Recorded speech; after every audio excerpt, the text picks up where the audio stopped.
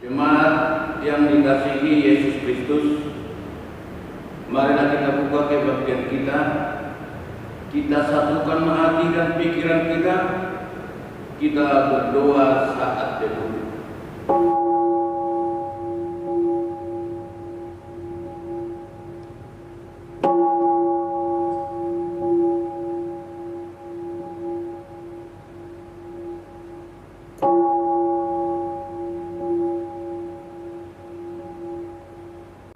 Amin. Kita bernyanyi dari Kidung Jemaat nomor 243 ayat 1 sampai dengan ayat 2.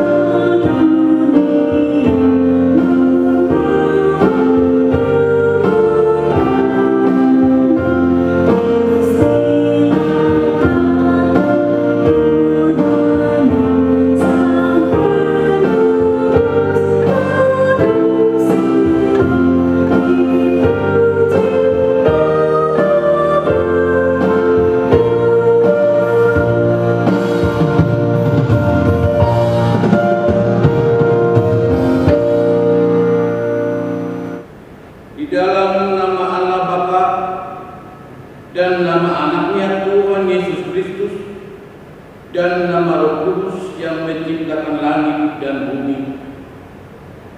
Amin.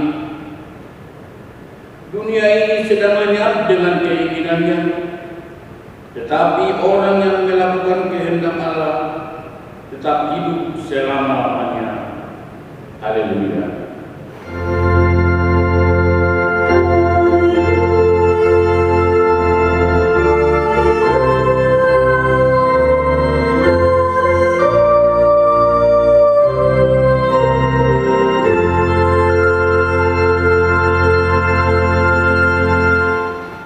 Marilah kita berdoa.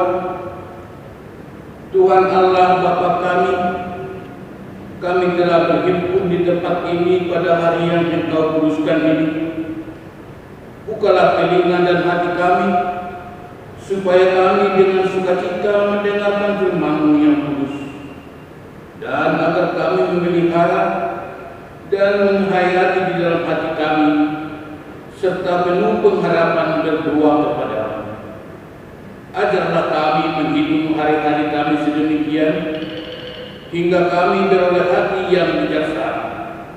Terimalah kami di dalam hidup yang kekal, di mana kami akan memuji Engkau di dalam anak-Mu Yesus Kristus Tuhan kami. Amin.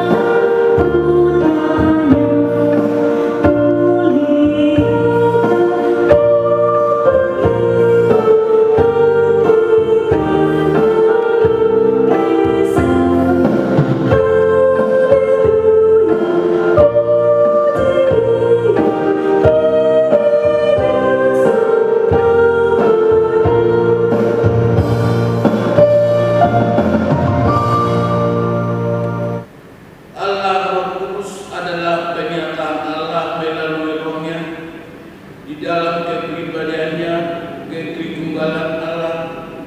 Roh Kudus bekerja bersama Allah Bapa dan Anak Allah dari sejak awal sampai selama-lamanya. Roh Allah lah yang memelihara, menuntun, bernubuat bagi semua manusia dan menentukan hukum keadilan yang ada di dunia ini. Dialah yang menyampaikan firman dan wahyu dari Allah. Roh Kuduslah yang meneruskan pekerjaan Yesus Kristus di dunia ini untuk memanggil, mengumpulkan, menyatukan orang percaya menjadi persekutuan, menggalakkan kesaksian dan pelayanan, dan yang menguruskan gereja melalui kabar baik. Roh Kuduslah yang mengajar dunia ini tentang dosa, kebenaran dan hukum. Dialah yang memateraikan keselamatan orang percaya, membuat orang bertobat, menerangi, membaharui kepribadian, menuntun manusia kepada kebenaran, mengajar manusia memuliakan Allah, dan menyediakan senjata roh bagi orang percaya. Dengan ajaran ini kita menekankan bahwa Roh Kudus yang hanya satu, itulah Roh Kudus.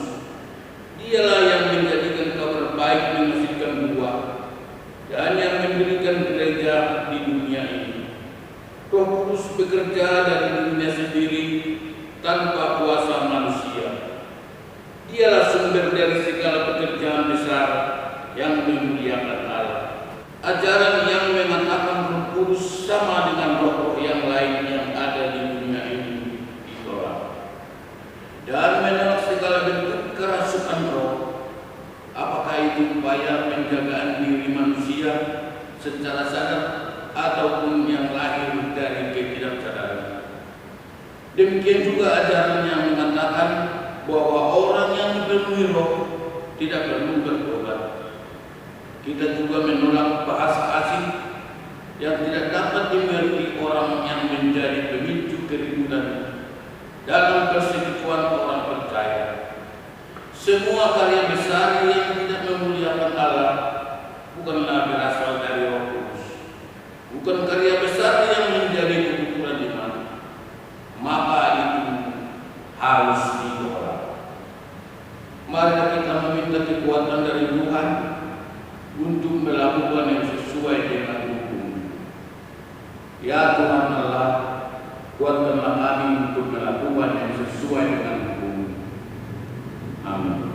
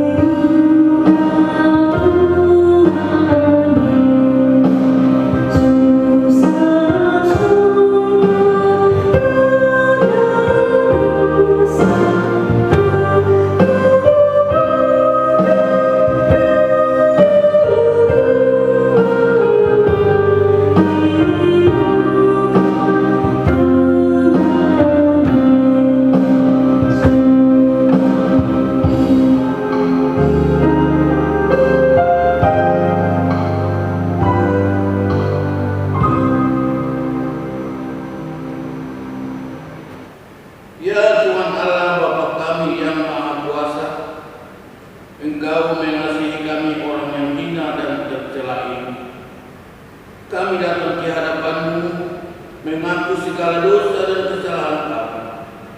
Sejak dilahirkan kami sudah bergelimang di dalam dosa. Kami tersesat dan menyimpang dari jalan Tuhan. Kami sering melanggar hukum-Mu. Ya Tuhan kami, janganlah mengingat dosa dan pelanggaran kami pada masa muda, tetapi ingatlah kepada kami sesuai dengan kasih setia-Mu oleh karena kemurahan-Mu. Ya Tuhan, lapangkanlah hati-Mu terhadap kami orang berdosa ini.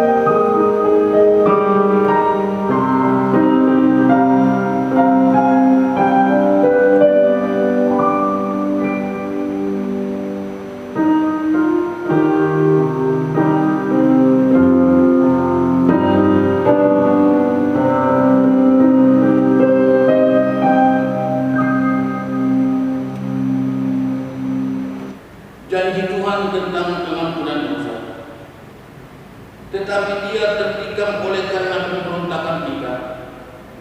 Dia dilemparkan oleh karena kejahatan kita. Ganjaran yang mendatangkan keselamatan bagi kita ditimpakan kepada-Nya, dan oleh bilu-bilunya kita menjadi sembuh. Kemuliaan bagi Allah di tempat yang maha tinggi. Amin.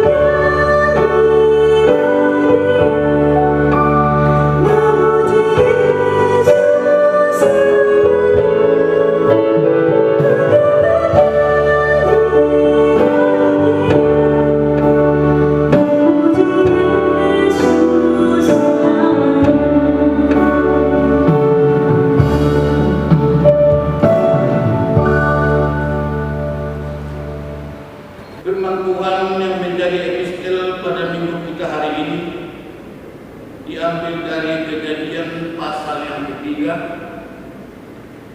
ayat 1 sampai dengan ayat yang ke-7.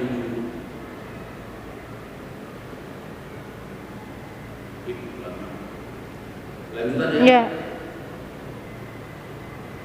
Mari kita dengarkan. Manusia jatuh ke dalam dosa. Adapun ular ialah yang paling cerdik dari segala binatang di darat yang dijadikan oleh Tuhan Allah. Ular itu berkata kepada perempuan itu, "Tentulah Allah berfirman, semua pohon dalam taman ini jangan kamu makan buahnya, bukan?" Lalu sahut perempuan itu kepada ular itu, "Buah pohon-pohonan dalam taman ini boleh kami makan, tetapi tentang buah pohon yang ada di tengah-tengah taman, Allah berfirman, jangan kamu makan ataupun raba buah itu, nanti kamu mati." Tetapi ular itu berkata kepada perempuan itu, "Sekali-kali kamu tidak akan mati, tetapi Allah mengetahui bahwa pada waktu kamu memakannya, matamu akan terbuka dan kamu akan menjadi seperti Allah, tahu tentang yang baik dan yang jahat." Perempuan itu melihat bahwa buah pohon itu baik untuk dimakan dan sedap kelihatannya. Lagi pula pohon itu menarik hati karena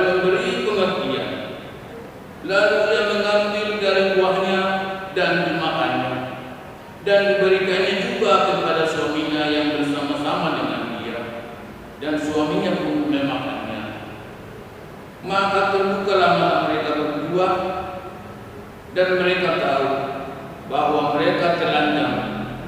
Lalu mereka menyemat daun pohon ara dan berbuat tawa. Demikian firman Tuhan. Berbahagialah orang yang mendengar firman Allah serta memeliharanya. Amin.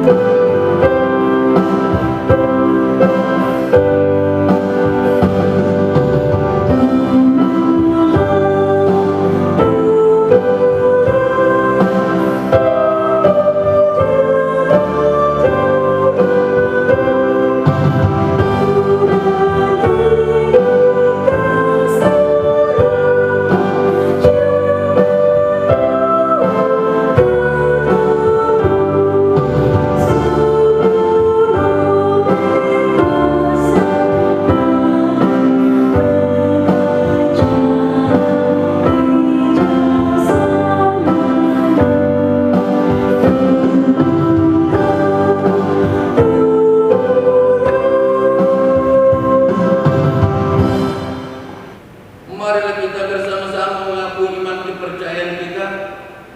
Kita bersama-sama mengucapkannya.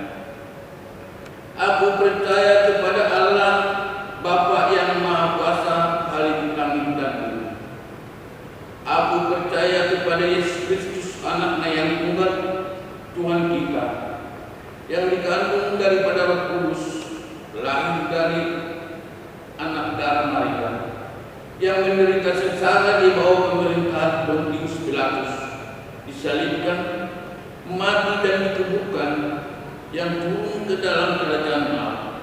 Pada hari yang ketiga bangkit pula dari antara orang mati, naik ke surga, duduk di sebelah kanan Allah Bapa yang Maha Kuasa. Dari sana akan datang kelak untuk menghakimi orang yang hidup dan yang mati. Aku percaya kepada Roh Kudus dan adanya satu gereja yang kudus, persekutuan orang kudus, pengampunan dosa, kebangkitan daging, dan hidup yang kekal. Amin.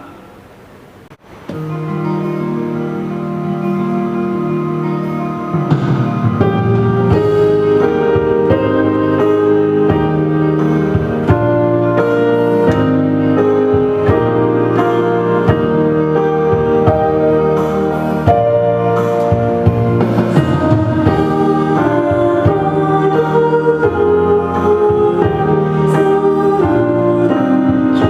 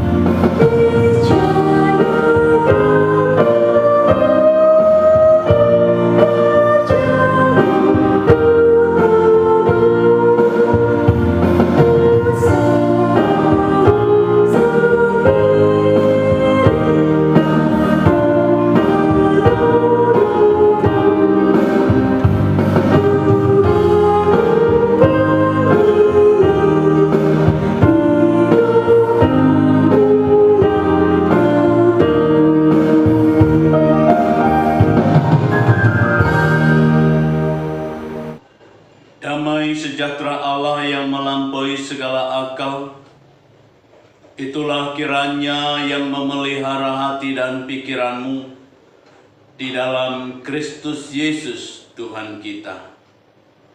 Amin. Bapak, Ibu, Saudara-saudara yang dikasihi oleh Tuhan Yesus Kristus, pada minggu ini kita akan merenungkan firman Tuhan yang tertulis di dalam Injil Markus, pasal yang ketiga, ayat yang ke-20 sampai dengan ayat yang ke-35. Saya akan bacakan secara perlahan-lahan, saudara ibu bapak boleh mengikuti. Kemudian Yesus masuk ke sebuah rumah, maka datanglah orang banyak berkerumun pula, sehingga makan pun mereka tidak dapat. Waktu kaum keluarganya mendengar hal itu, mereka datang hendak mengambil dia, sebab kata mereka, ia tidak waras lagi. Dan ahli-ahli Taurat yang datang dari Yerusalem berkata, ia kerasukan Beelzebul, dan dengan penghulu setan ia mengusir setan. Yesus memanggil mereka lalu berkata kepada mereka dalam perumpamaan, bagaimanakah iblis dapat mengusir iblis?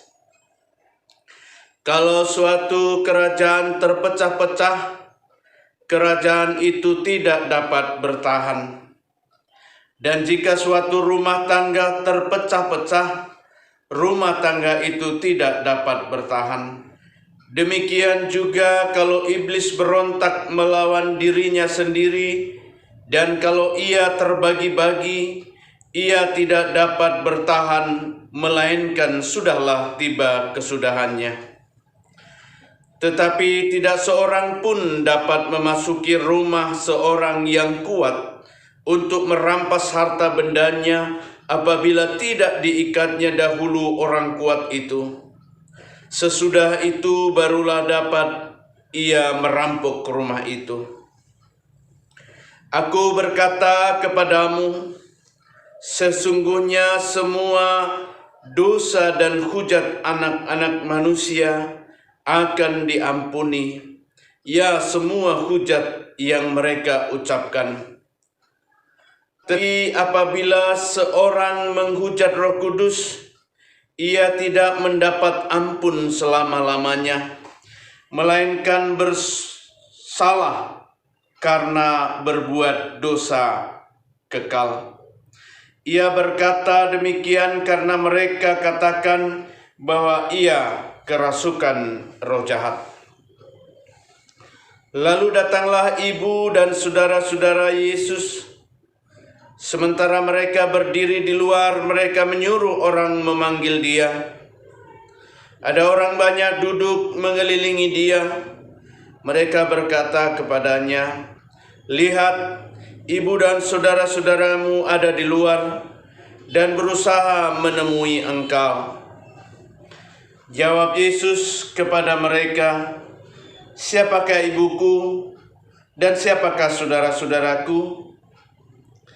Ia melihat kepada orang-orang yang duduk di sekelilingnya itu dan berkata, inilah ibuku dan saudara-saudaraku. Barang siapa melakukan kehendak Allah, dialah saudaraku laki-laki, dialah saudaraku perempuan, dialah ibuku. Demikianlah firman Tuhan. Saudara yang dikasihi oleh Tuhan Yesus Kristus, pada minggu ini kita diperhadapkan dengan dua pokok persoalan yang terjadi ketika Yesus melayani di tengah-tengah bangsa pilihan Tuhan. Yang pertama, ketika Yesus menjadi seorang yang terkenal di tengah-tengah orang-orang Yahudi, para imam, ahli-ahli Taurat, karena karya yang dinyatakan oleh Yesus, yaitu menyembuhkan orang-orang sakit, menghidupkan orang yang telah meninggal, bahkan banyak pengajaran-pengajaran di luar akal dan pikiran manusia. Bahkan pengetahuan pun tidak dapat memberikan satu gambaran bagaimana mukjizat itu terjadi di tengah-tengah pelayanan daripada Yesus. Oleh karena itu orang banyak selalu mengikut Yesus. Orang banyak yang selalu mengiringi Yesus dan mendengar semua pengajaran Yesus. Dan juga berpengharapan agar Yesus boleh menyembuhkan saudaranya, boleh menyembuhkan dirinya dari segala penyakit, boleh mengeluarkan dari jeratan kuasa-kuasa setan. Dan pada saat itu dikatakan oleh Injil Markus ini, untuk makan pun sudah sulit karena begitu banyak orang berbondong-bondong mengikut Yesus. Dan orang-orang ahli Taurat, orang-orang Farisi, semua mengatakan dan menyatakan bahwa Yesus adalah penghulu Beelzebul. Yesus adalah penghulu setan. Oleh karena itu Yesus memberikan satu perumpamaan untuk menyatakan bahwa Dia datang dari Allah. Dia datang dari sorga untuk menyelamatkan orang-orang yang berdosa. Dia beri perumpamaan, bagaimana mungkin sebuah kerajaan itu terpecah-pecah. Tidak ada mungkin sebuah kerajaan itu bertahan kalau pemerintahannya itu terpecah belah. Begitu juga di tengah-tengah keluarga. Bagaimana mungkin keluarga itu mempunyai damai sejahtera, mempunyai sukacita, mempunyai tujuan bersama untuk menciptakan kebahagiaan, kalau keluarga itu terpecah antara ayah dan ibu, antara anak dan bapak? Bagaimanakah bisa menikmati damai sejahtera? Demikianlah iblis tidak mungkin terpecah-pecah karena mereka bersatu untuk menggoyahkan iman orang-orang percaya, untuk menghancurkan harapan-harapan orang-orang yang beriman. Saudara yang dikasihi, dengan penjelasan dan perumpamaan ini, Yesus melanjutkan satu perkataan yang mengatakan, semua dosa boleh diampuni, semua kesalahan boleh diampuni, tetapi dosa terhadap Roh Kudus itu tidak bisa diampuni dan kekal untuk selama-lamanya. Yang artinya dosa terhadap Roh Kudus adalah dosa yang harus menerima hukuman untuk selama-lamanya. Setelah itu Yesus memberikan satu gambaran ketika keluarganya, ibunya, saudara-saudaranya mencari karena memperhitungkan betapa capeknya, betapa lelahnya anakku, saudaraku ini. Oleh karena itu, ibu dan saudara-saudaranya ingin mengajak Yesus pulang. Ketika ibunya dan saudara-saudaranya di luar, orang banyak menyatakan, Yesus, itu ada ibu dan saudara-saudaramu untuk memanggil engkau pulang. Tapi jawab Yesus kepada semua orang ketika dia melihat begitu antusias, begitu kerinduan mereka untuk mendengarkan Yesus. Dia katakan, barang siapa melakukan kehendak Allah, dialah saudaraku laki-laki, dialah saudaraku perempuan, dialah ibuku. Artinya bahwa semua, bukan saja ibu yang melahirkannya, tetapi semua yang takut akan Tuhan dan yang melakukan kehendaknya, itulah ibunya, itulah saudara-saudaranya. Yang artinya bahwa Yesus punya saudara di seluruh dunia ini, yaitu orang-orang yang melakukan kehendaknya. Bagaimana dengan saudara dan saya? Kita adalah saudara, kita adalah seikatan daripada Kristus. Sehingga sejak kita dipilih dan masuk ke dalam kerajaan Allah melalui baptisan kudus, disitulah kita menjadi keluarga Allah. Kita menjadi anak-anak Tuhan. Saudara yang dikasihi oleh Tuhan Yesus, bagaimanakah kehidupan anak-anak Tuhan? Apakah anak-anak Tuhan juga berpeluang untuk menghujat Roh Kudus? Dalam perikop ini, orang-orang yang dipilih oleh Tuhan juga menjadi bangsa pilihannya telah menghujat. Dan masih banyak saudara-saudara kita yang telah menghujat Roh Kudus.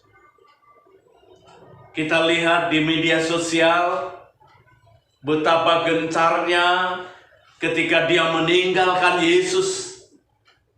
Dia menghina Yesus. Dia mengolok-olok Yesus. Bahkan dia juga memberikan satu gambaran bahwa Yesus adalah manusia dan bukan Tuhan.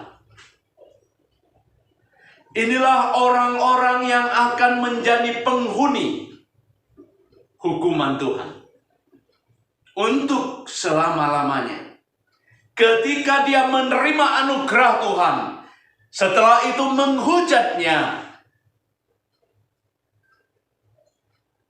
Ini adalah orang-orang yang berdosa terhadap Roh Kudus.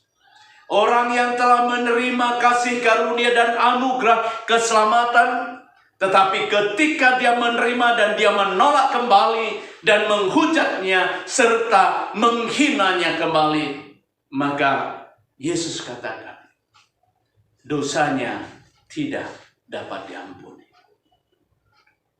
Dan dia akan menerima